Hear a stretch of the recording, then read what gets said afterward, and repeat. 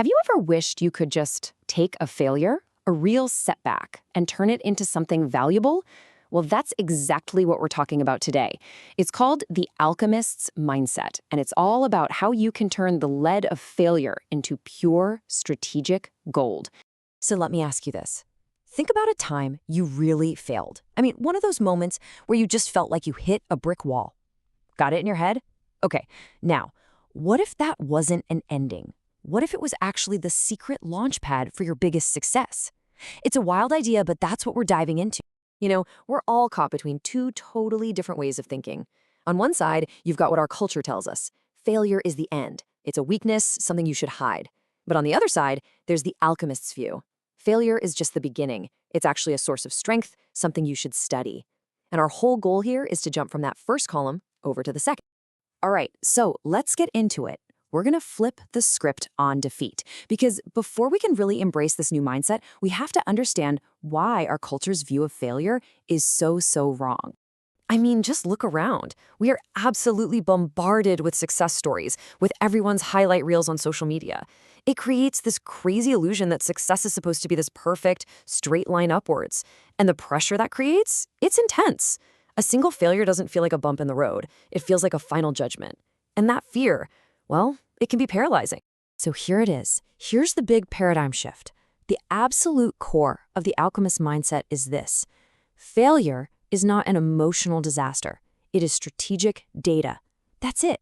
It's just information, pure and simple, telling you what didn't work so you can get one step closer to what will. And this leads us to this really powerful concept called antifragility. Now, this is more than just being resilient. See, resilience is about bouncing back. Antifragility is about getting hit, absorbing the impact, learning from it, and becoming fundamentally stronger because it happened. Every single setback literally builds you up. And look, this isn't just some nice feel-good philosophy. This is actually grounded in the hard science of how our brains work. It's all because of something called neuroplasticity. Basically, our brains aren't fixed. They're not set in stone. We can physically rewire them. With conscious practice, you can literally train your brain to shift its response from, ouch, that's painful, to, that's interesting. You can turn any setback into a real opportunity for growth. Okay, so you might be thinking, this sounds great in theory, but let's look at the proof. Let's talk about some incredible people who didn't just survive failure. They used it as a weapon. Let's start with Sara Blakely, the founder of Spanx. Before she built a billion-dollar empire, it was just an idea that she was pitching to anyone who would listen, and her path was just covered in rejection slips and slammed doors. And here's the magic trick. She didn't take any of it personally. She treated every single no from a hosiery mill as a clue. It was data. Each rejection helped her fine-tune her pitch, make her product better, and it moved her strategically, one step at a time, toward that final yes. Or think about Michael Jordan, the greatest of all time, right? We remember all the winning shots, all the championships, but get a load of this number. Over 9,000 missed shots in his career. Just let that sink in. That is a staggering amount of failure, right? When it mattered most. And you can hear it right in his own words. He doesn't say he succeeded despite failing. He says he succeeded because of it. For him, every missed shot wasn't a mistake.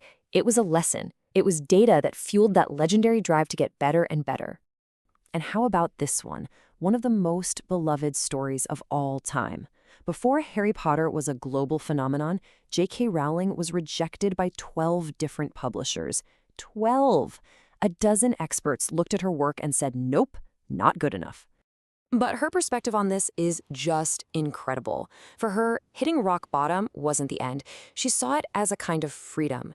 It stripped away everything that wasn't essential and gave her this solid, unbreakable foundation to build her new life on.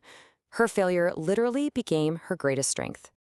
So we've seen the theory, we've seen the proof. The big question is, how do we actually do this in our own lives? Well, this next part is for you. It's your practical, personal playbook, a simple way to turn any setback into a strategic breakthrough. It's a really simple 3-step process. First, you audit. Just write down what happened. No emotion, no judgment, just the cold, hard facts. Step 2, extract. Now you look at those facts like a detective. What's the core lesson here? What's the insight? And finally, step 3, pivot. You take that lesson and you use it to create a new, smarter plan. The key is you don't just try again, you try differently. So let's just quickly recap the big takeaways here. Number 1, failure isn't a final verdict on you, it's just feedback rich with data. 2, you can build that anti-fragility by leaning into challenges, not running from them. 3, your brain can literally be rewired for growth. And 4, you have a simple, practical tool, Audit Extract Pivot, to turn any setback into a setup for your next success. So let's go all the way back to the beginning, back to that failure you thought of a few minutes ago. Now you have a new way to look at it, and you've got a playbook to use. The only question left is this: which failure are you going to transform first?